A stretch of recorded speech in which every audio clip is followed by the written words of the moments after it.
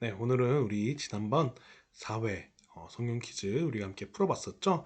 그래서 오늘 전도사님과 함께 그 답을 맞춰보는 시간을 한번 가지도록 하겠습니다. 그래서 얼마나 내가 잘 읽었는지 또 답을 잘 맞췄는지 함께 풀어보면서 더 알아봤으면 좋겠습니다.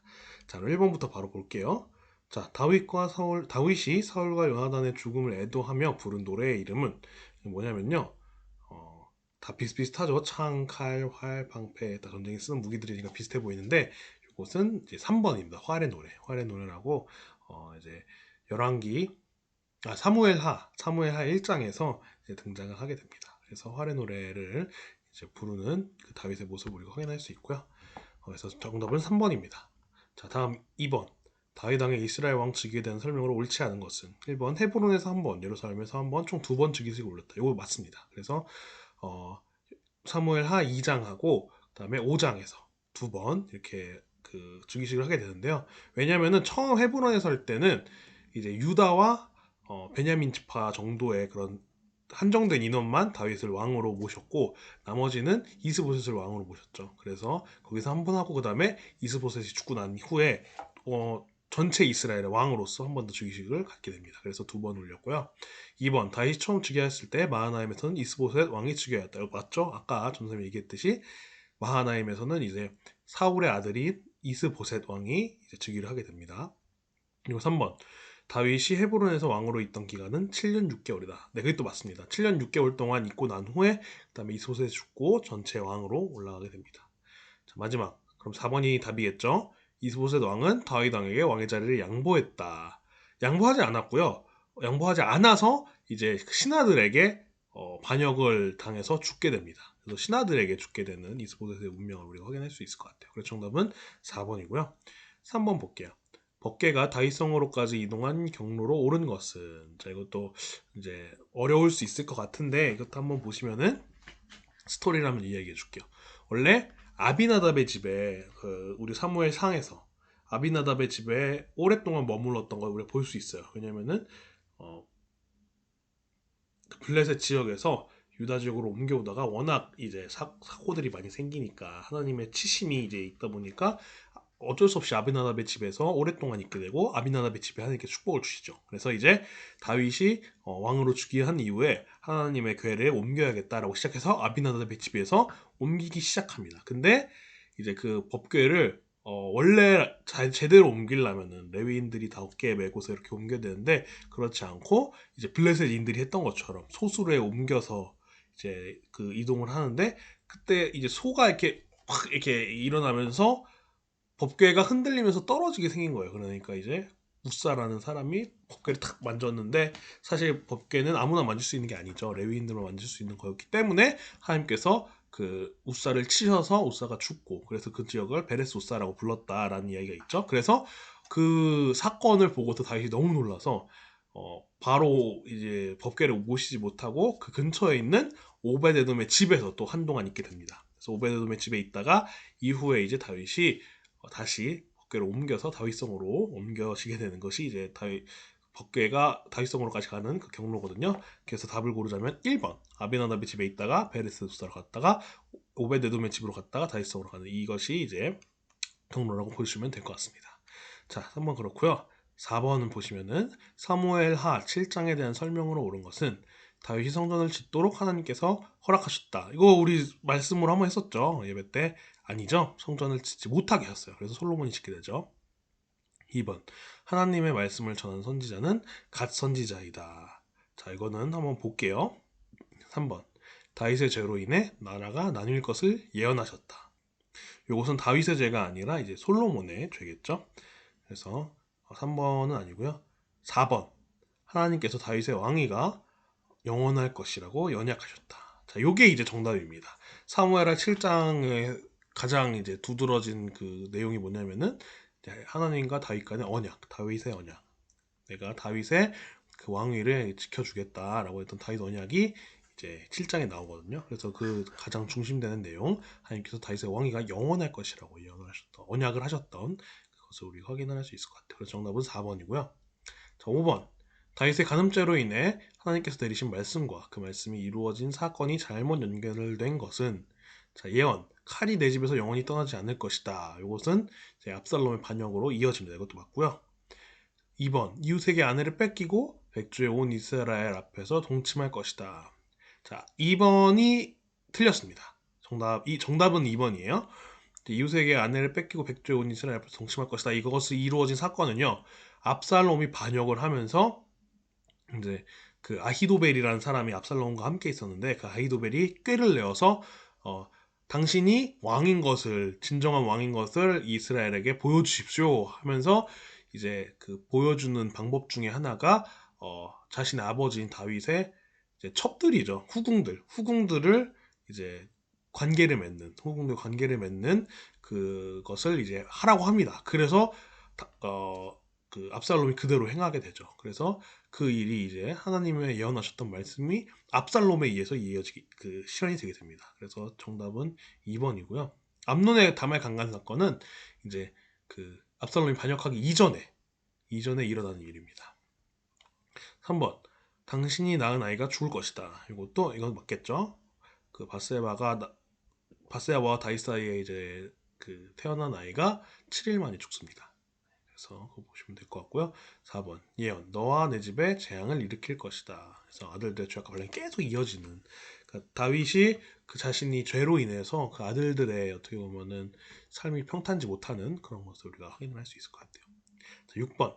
다음 빈칸을 올바르게 채운 것은 무엇인가요? 이르되 여호와는 나의 땡땡이시오 나의 땡땡시오 나를 위하여 나를 땡땡이시오. 자, 이것은 유명한 그 다윗의 고백, 시편에도 있는 고백인데요. 우선 정답은 이르되 여호와는 나의 반석이시오, 나의 요새시오, 나를 위하여 나를 건지시는 자시오입니다. 그래서 따라 부분은 3번이겠죠. 반석, 요새, 건지시는 자. 이제 이거를 찍어주시면 될 것 같습니다.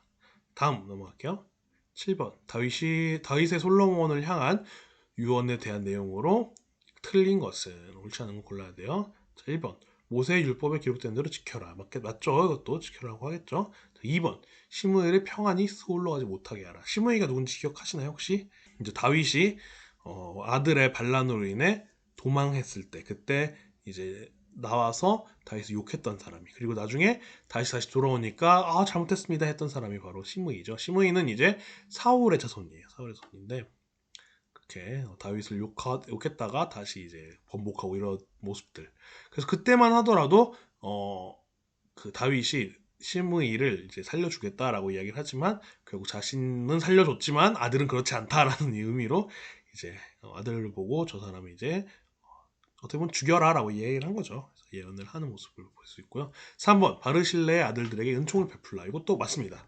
바르실레는 아까와 동일하게 이제 그 다윗이 피난을 갔을 때, 아들을 피해서 피난을 갈 때 이제 바르실레라는 사람이 다윗을 이제 맞아줘서 다윗이 좀 어떻게 보면은 피난 생활이 있을 때 많은 도움을 줍니다.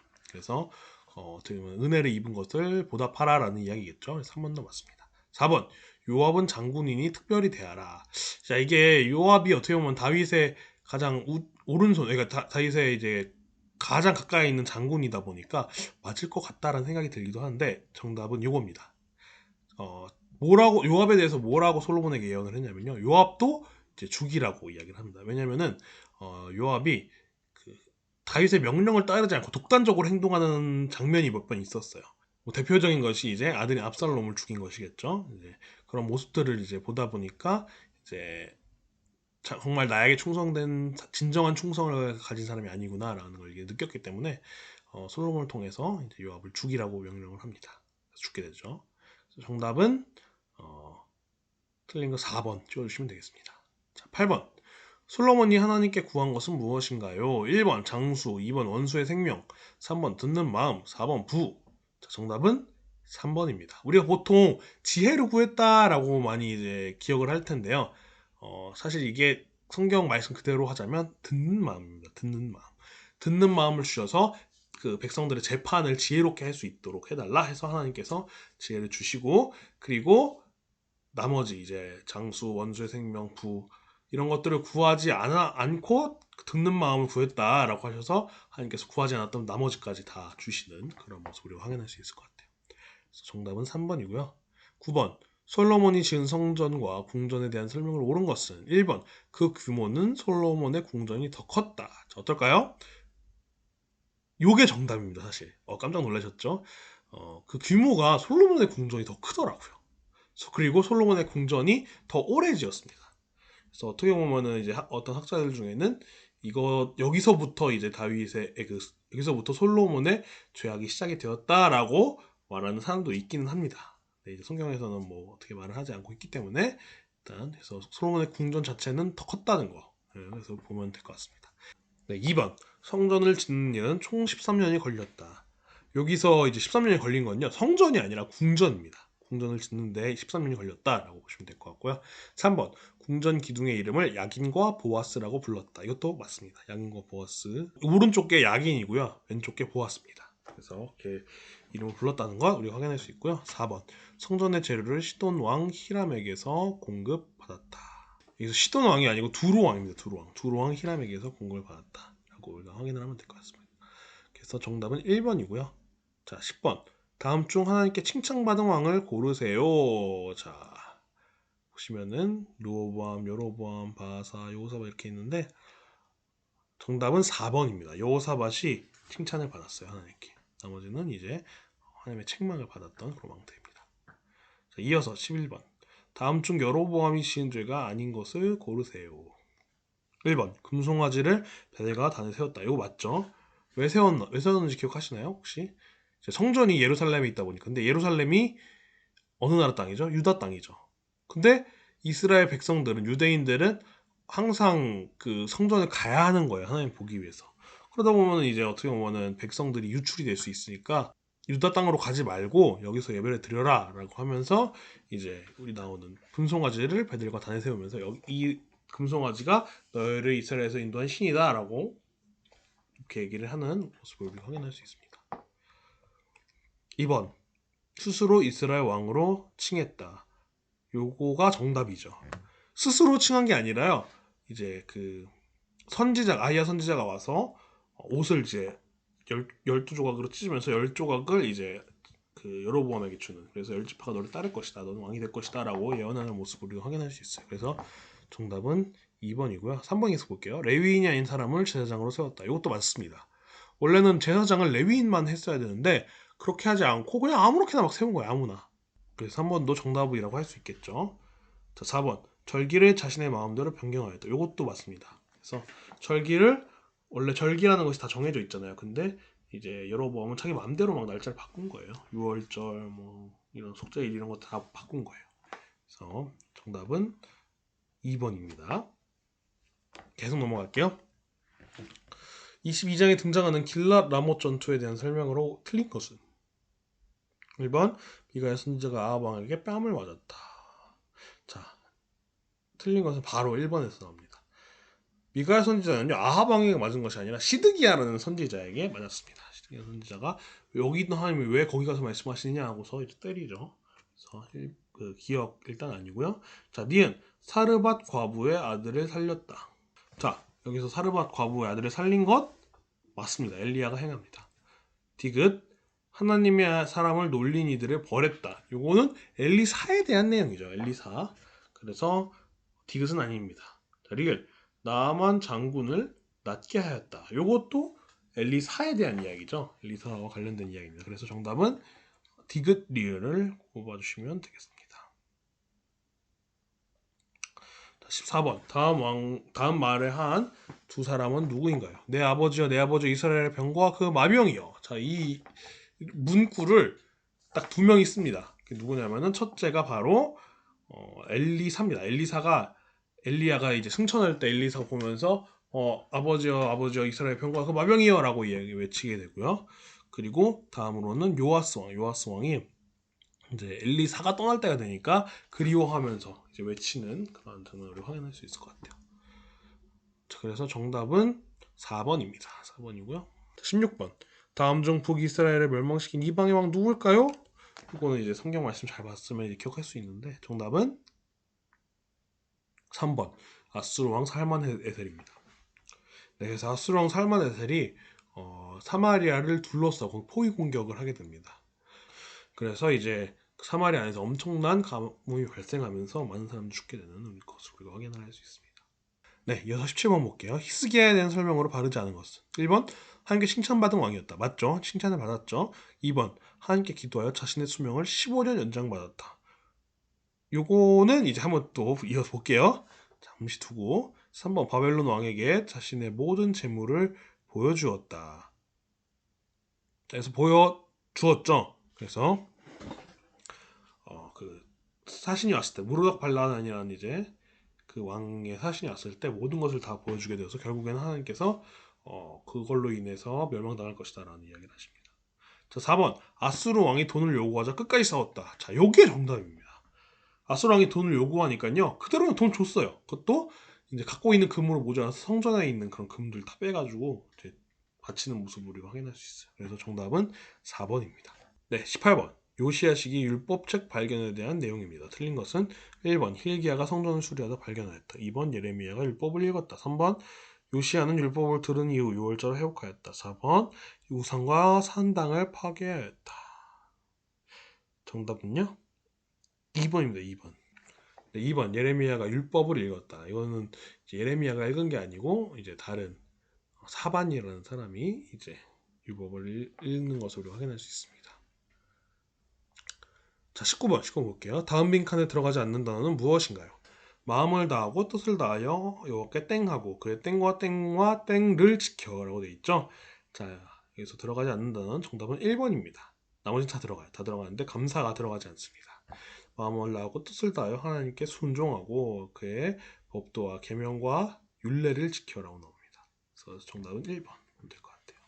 자, 이제 마지막 20번 유다 왕국의 멸망에 대해 설명한 것으로 옳은 것은 자, 1번 아수르의 침공으로 멸망했다. 아니죠. 아수르가 아니라 바벨론의 침공으로 멸망했습니다. 2번 아수르 민족들을 유다 땅에서 살게 하였다. 요것은 이제 북이스라엘에 대한 이야기야. 아수르에게 멸망하고 나서 아수르가 그때 정책이 혼합주의였어요. 그러니까 피를 섞어버리는 거예요, 민족들을. 그래서 형체가 안 남도록 그렇게 하는 거였는데 그래서 북이스라엘 땅에 아수르 민족들이 많이 와요. 이방 민족이 많이 와서 살게 됩니다. 자, 3번 전쟁에는 패했지만 성전은 그대로 서 있었다. 아니죠. 싸그리다 무너집니다. 무너져요. 자, 4번 많은 백성들이 포로로 잡혀갔다. 자, 이거 맞습니다. 그래서 유다 왕국의 백성들이 이제 바벨론으로 포로로 잡혀가는 모습들을 우리가 확인할 수 있을 것 같아요. 네, 여기까지 이제 우리가 성경 문제 20개를 한번 풀어봤는데요. 다음 달에도 또 성경 퀴즈 있으니까요. 많은 친구들 함께 성경 읽으면서 문제 풀으면서 리마인드 할 수 있는 그런 시간을 가졌으면 좋겠습니다.